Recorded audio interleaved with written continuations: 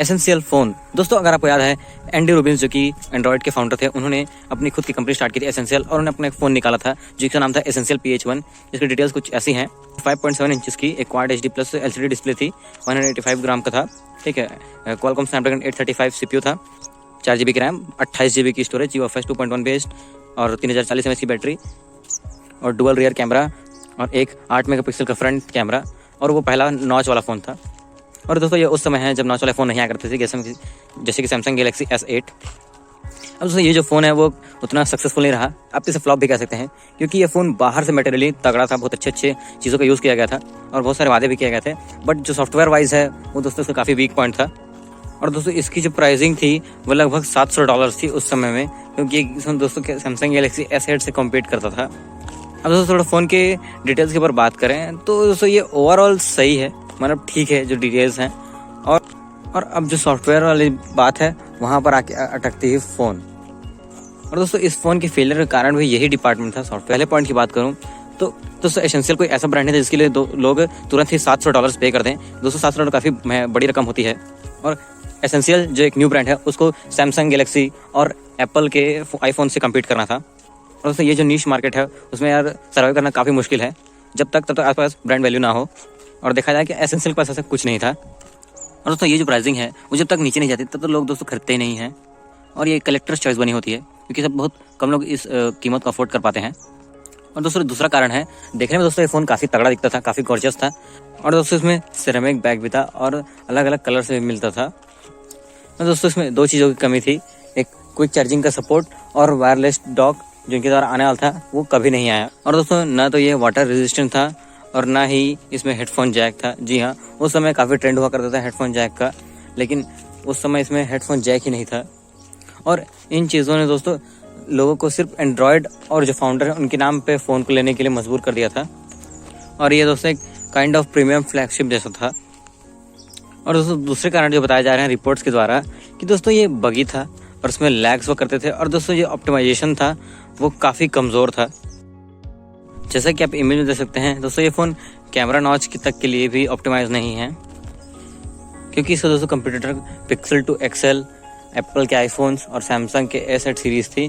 दोस्तों उनकी जो स्मूथनेस लेवल है, उनकी जो फंक्शनैलिटी है, उनका जो UI एक्सपीरियंस है दोस्तों वो एसेंशियल फ़ोन से काफ़ी आगे था, और लोग दोस्तों इसके लिए इतना पे भी नहीं कर सकते थे। एप्पल दोस्तों अपने फ़ोन में प्रीमियम चार्ज करता है, बट वो प्रीमियम चीज़ें भी ऑफर करता है, UI सॉफ्टवेयर ऑप्टिमाइजेशन से लेके दोस्तों कंप्यूटर पिक्सल 2 XL एप्पल के आईफोन्स और सैमसंग के S8 सीरीज़ थी।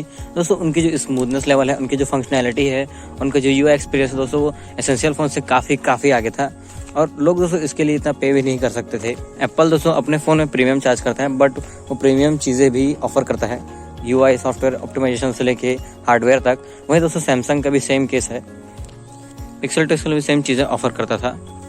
तो दोस्तों अगली बात जो क्रिटिक्स के द्वारा बताई जाती है वो ये है कि जो डिस्प्ले है वो तो काफ़ी अच्छा था, क्वाड HD डिस्प्ले था, बट दोस्तों इसकी जो फंक्शनैलिटी थी वो काफ़ी कम थी as compare to other flagships. जो दोस्तों इमेजेस होती थी वो नॉच के हिसाब से एडजस्ट ही नहीं थी। जैसे हम कोई भी इमेज देख रहे हैं वो दोस्तों पूरे फेस तक को नॉच में छुपा देता था, या कोई भी सब्जेक्ट है उसको दोस्तों नॉच में हाइड कर देता था, वो नॉच के हिसाब से एडजस्ट नहीं कर पाता था, यानी बेसिक दोस्तों ऑप्टिमाइज ही नहीं था वो, जैसे कि लोग उस नॉच से एक्सपेक्ट करते हैं। और ऐसे दोस्तों बहुत सारी छोटी मोटी चीज़ों के कारण ये फ़ोन दोस्तों फेलियर की तरफ आगे बढ़ा, और 30 अप्रैल को कंपनी को शट डाउन कर दिया गया। और अब दोस्तों उन्हीं के एम्प्लॉयज़ ने, जो कि एसेंशियल कंपनी में काम करते थे, उन्होंने दोस्तों एक नया फ़ोन लॉन्च करने का सोचा है।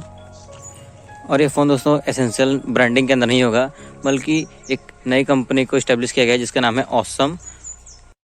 और दोस्तों इस कंपनी को जो फाउंड करने वाले हैं उनका नाम है जेसन किट्स, और दोस्तों नवंबर में फाउंड हुआ है।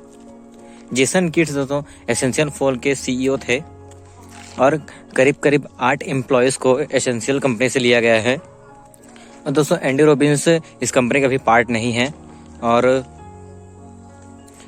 इनका जो पहला फ़ोन आने वाला है उसका नाम है ऑसम OV1, और ये फ़ोन दोस्तों गर्मियों के समय आने वाला है 2023 में, जैसे कि आप इमेजेस देख सकते हैं।